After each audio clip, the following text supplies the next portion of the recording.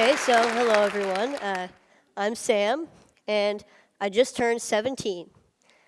A few years ago, before my freshman year in high school, I wanted to play snare drum in the Foxborough High School marching band.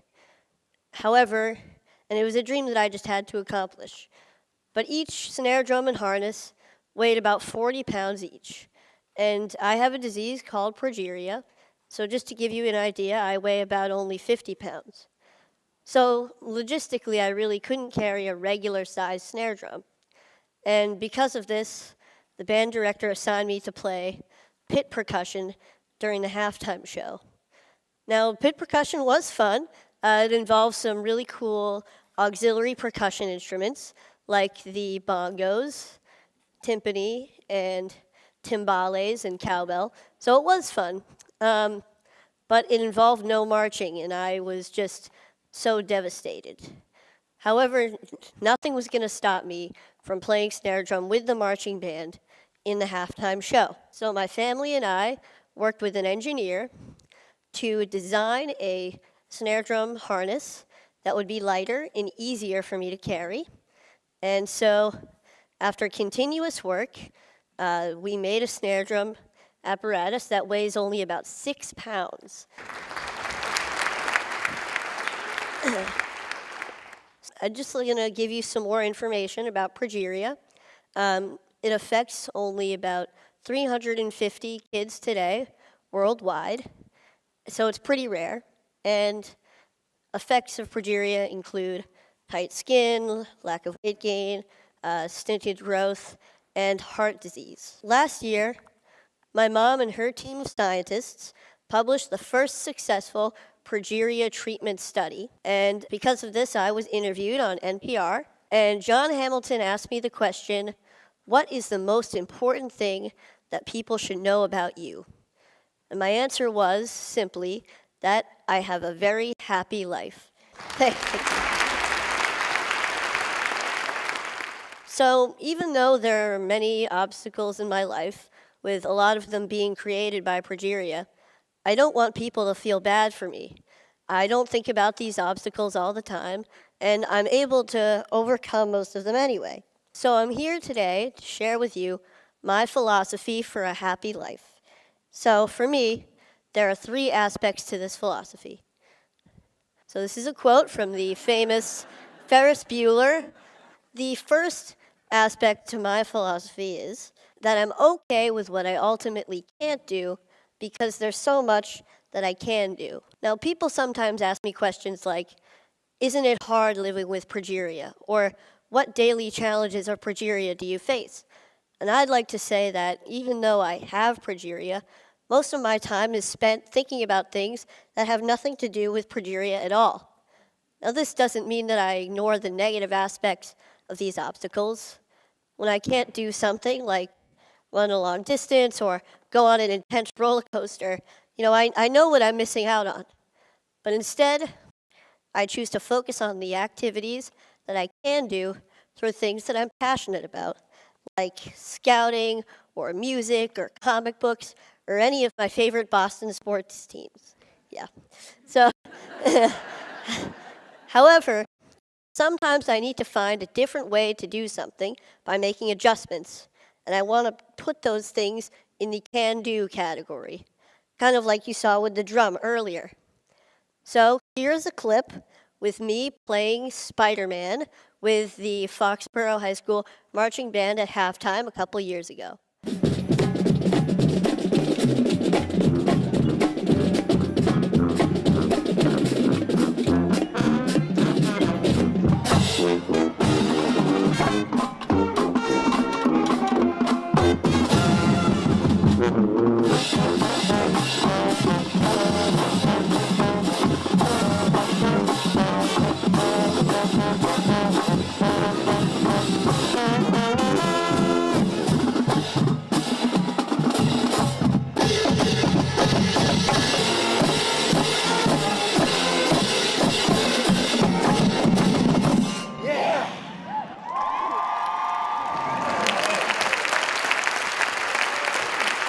Thank you.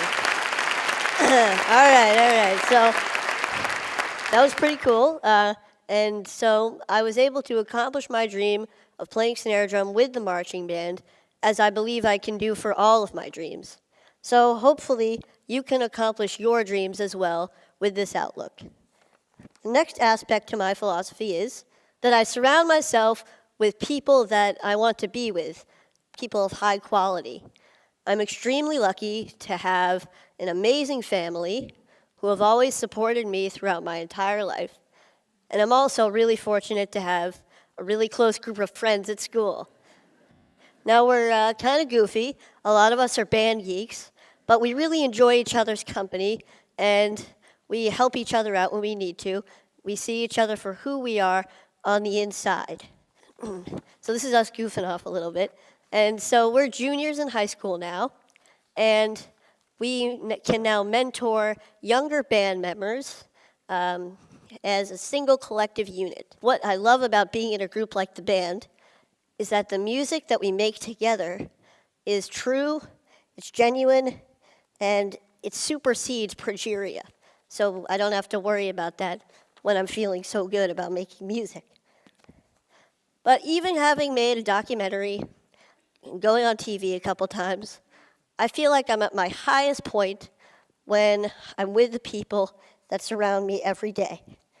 They provide the real positive influences in my life, as I hope that I can provide a positive influence in theirs as well.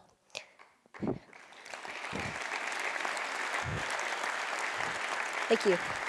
So the bottom line here is that I hope that you appreciate and love your family, love your friends, for you guys, love your bros, and acknowledge your mentors and your community, because they are very real aspects of everyday life that can make a truly significant positive impact.